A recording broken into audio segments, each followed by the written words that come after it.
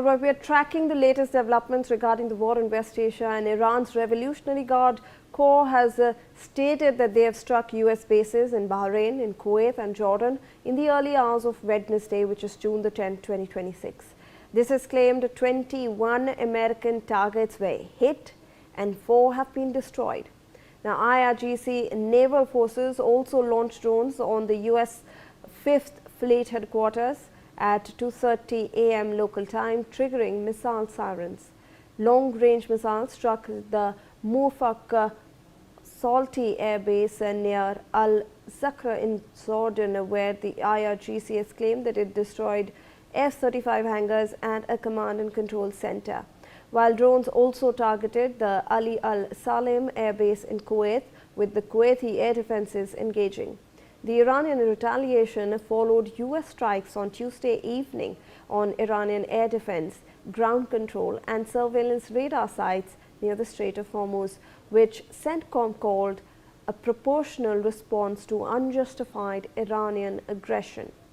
Now, blasts have hit Bandar Abbas, Qasem, Jask and Sirik, with the IRGC saying that a communication tower in Sirik and 2 water reservoirs in the Bahmani district were damaged. The strikes were ordered by US President Donald Trump after he blamed Iran for downing a US Army Apache helicopter near the Strait of Hormuz on Monday night, June the 8th. Let's in fact take a look at some of the flashpoints that have reignited the war with the United States. Remember that we saw rekindling of hostilities between both these factions. Actually, it started off with strikes that Israel conducted in Beirut, then Iran responded, and now we have the US involved as well. So let's look at how this war is in fact now escalating over the past few days. So the flashpoints is that a US Apache helicopter was shot down near the Strait of Hormuz. Remember that the US is actually enforcing a blockade from its end to make sure that Iranian vessels do not leave that area, apart from the blockade that has been put in place by Iran as well. And hence over there, a first military helicopter was in fact shot down over there. Then 2 US aviators remained stranded near Hormuz for 2 hours. Since the helicopter was shot down, there were 2 aviators who unfortunately were stranded in the Strait of Hormuz for 2 hours, and the US blames Iran. It then carries out strikes in southern Iran. So US has blamed that it was in fact a strike that was conducted by Iran, and hence it carried out retaliatory strikes in southern Iran. Now, US carries out strikes against Iran's Jask, Sirik and Qasem Island. So we are bringing out those details for you as well. The Qasem Island is just located above the Strait of Hormuz, and over there as well attacks were conducted. Now, Iran has retaliated.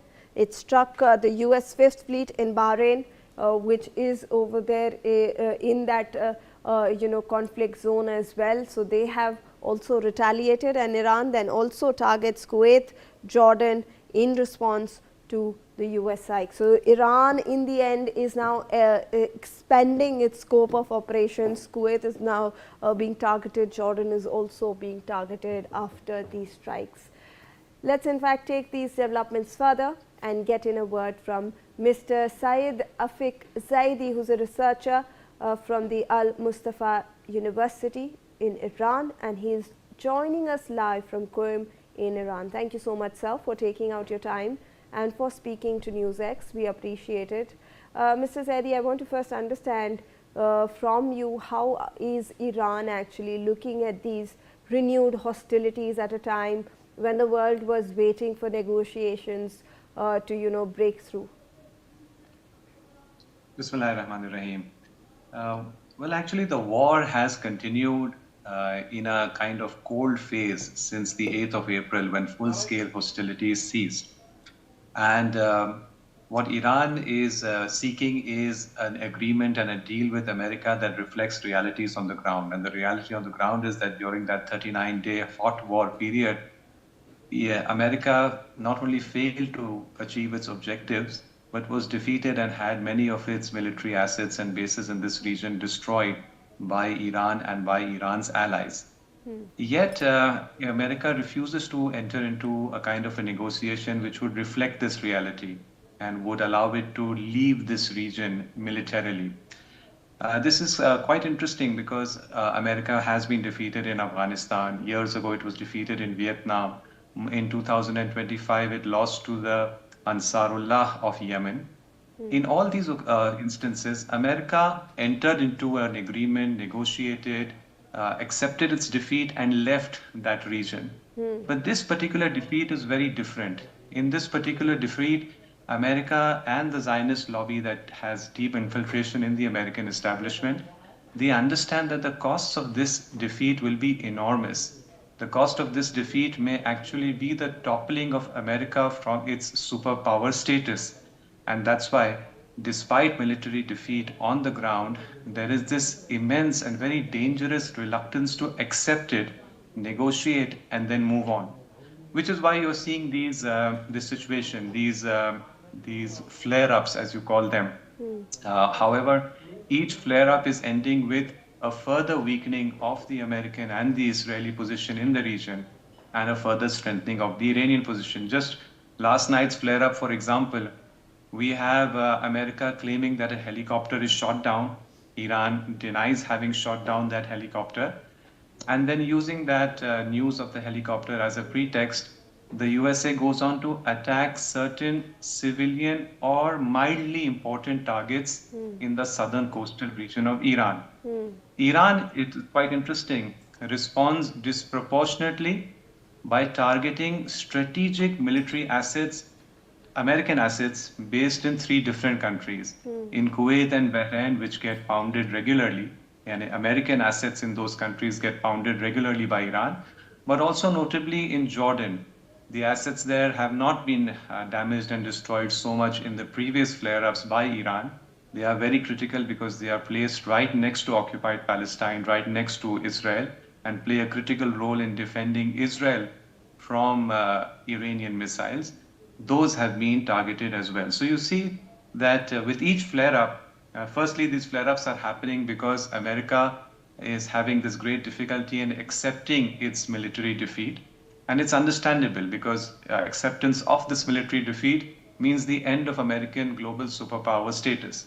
So it's constantly engaging in these little flare-ups. But each flare-up, be it the one that we had yesterday or 2 days back between Israel and Iran, each of these flare-ups end with a stronger position for Iran in this region.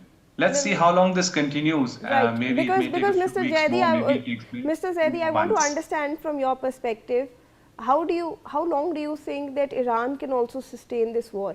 It's been over 100 days now, and obviously it does not have supplies of munitions, of ballistic missiles, of defending itself that can last forever. How long do you think Iran can sustain this? Because you have the US and you have Israel still conducting those strikes. Well, I think it's interesting that you said that obviously Iran cannot sustain itself. I think the only thing obvious about that claim is how false it is.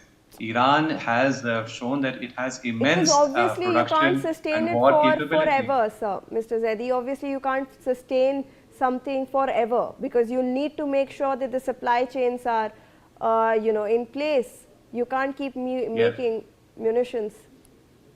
The last 3 months you've seen the media has been flooded with several reports of ammunition shortfall on the American side, be it their AWACS, which are no longer in production. Just 3 days ago, we had something very interesting. The MQ-9 Reaper drone, it has been destroyed in such large numbers by Iran in this war that America is now trying to buy it back from other countries that it had sold this drone to earlier. So the shortage of ammunition or supplies, if there is any side that faces this challenge, it is the American side. On the Iranian side, we have no such information. In fact, the information we have is that the production of drones and missiles has in fact been ramped up since this war began. So there is no basis for claiming that Iran faces an ammunition or a supply challenge, but there is a lot of basis, as reported in the Western media, that leads us to believe that it is America and Israel which face serious supplies and ammunition challenges. I think the world has changed a lot, and I think that it is time that our discussion and our understanding should catch up with the changed reality. And we should move beyond that Hollywood image of America and Israel being these absolutely undefeatable superpowers, these omnipotent hegemons. That's something that was created by Hollywood and Hollywoodized, propagandized news media for us. But much of the world has moved beyond that, and I think that we should as well. Then, Mr. Zaidi, I want to understand from your perspective and understanding, how do you see this ending or resolving? I see this ending. Today, it's been more than 100 days since this war was imposed on Iran by America and its proxy Israel. And my answer on the first day was exactly the same as my answer today. This war ends with an admission of defeat by America, and it's entering into negotiations on surrender terms with Iran and exiting from this region militarily, leaving Israel deeply exposed and deeply weakened as an illegitimate and unpopular entity surrounded by unfriendly local populations. I see, that's what I said on the first day. That's what I continue to see now. In fact, it has become, on the first day when people like me said this, it was dismissed as propaganda, wishful thinking. But now, more than 100 days into this war, an increasingly large number of people are coming to the same conclusion as I did on day one of this conflict. All right. Thank you so much, Mr. Zaidi, for your perspective on this broadcast. We appreciate it. Viewers, we are now